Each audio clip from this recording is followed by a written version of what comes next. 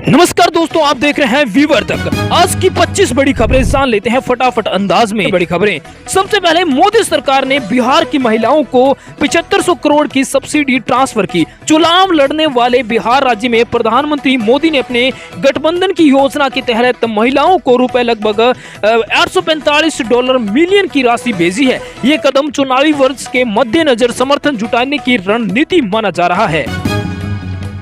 भारतीय शेयर बाजार 3 सप्ताह के निचले स्तर पर। अमेरिका की नीतियों का असर। भारतीय बेंचमार्क इंडेक्स आज कमजोर शुरुआत के साथ नीचे गया। अमेरिकी दवाओं पर नए टैरिफ की खबरों और बाहरी निवेशकों की निकासी ने आईटी एवं फार्मा सेक्टर को दबाया। रुपया इस सप्ताह सबसे बुरा प्रदर्शन कर सकता है। जी हां, अमेरिकी वीजा नीतियों और टैरिफ फैसलों ने रुपयों को दबाव में डाल दिया है। यह सप्ताह रुपए के लिए एक महीने में सबसे खराब सप्ताह बन सकता है। द्वारा दवाओं पर लगाए गए टैरिफ से भारतीय फार्मा शेयर लूट के। अमेरिका ने ब्रांडेड दवाओं पर 100% शुल्क लगाने की घोषणा की है। इसने भारतीय फार्मा कंपनियों के शेयरों में लगभग 2% की गिरावट ला दी है। खाद्य तेल आयात रिकॉर्ड स्तर पर बढ़ने की संभावना। विश्लेषकों के अनुसार भारत का खाद्य तेल आयात इस वर्ष 4.6 से बढ़कर 17.1 मिलियन मीट्रिक टन हो सकता है। ये मुख्यतः पाम ऑयल की बढ़ी हुई खरीद की वजह से है।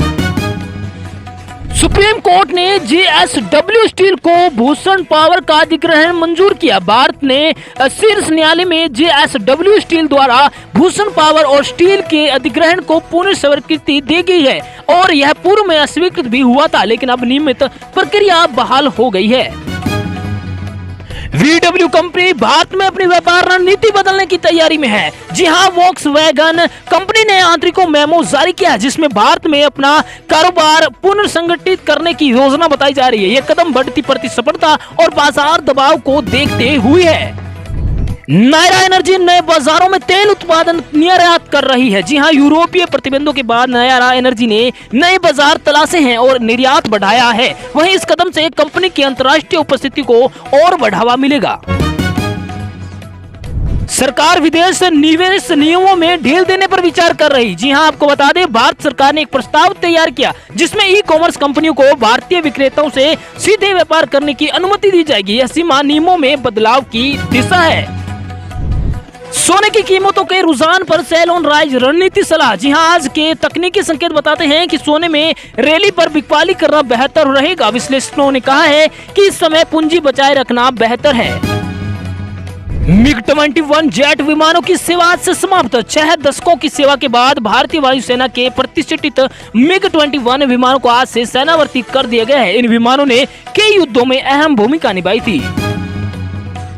लेह में हिंसक विरोध के बाद स्कूल कॉलेज बंद, कर्फ्यू लागू। जी हां, लेह में हुए विरोध प्रदर्शन में 4 हत्याओं और लगभग 90 लोगों के घायल होने की घटनाओं के बाद जिला प्रशासन ने आज और कल के लिए सभी शैक्षणिक संस्थानों को बंद करने का आदेश दिया है और कर्फ्यू लागू किया है। तेल व्यापार में भारत का आत्मनिर्भरता कदम। BSNL 4G launch. जी हां, भारतीय प्रधानमंत्री मोदी जी ने इस महीने 27 तारीख को भारत की स्वदेशी 4G नेटवर्क लॉन्च करने वाली है जिसमें लगभग 97,000 घरेलू टावरों का समावेश होगा। यह कदम भारत के टेलीकॉम क्षेत्र में आत्मनिर्भरता बढ़ाने की दिशा में है। IMD तेलंगाना में 7 दिन भारी बारिश की चेतावनी की जारी। जी हां, मौसम विभाग ने हैदराबाद और आसपास के जिलों के लिए आगामी सप्ताह तक भारी बारिश का अंदेशा दिया है। वहीं आंधी और बिजली गिरने की भी चेतावनी दी है। कुछ उड़ानों को डाइवर्ट भी कर दिए गए हैं।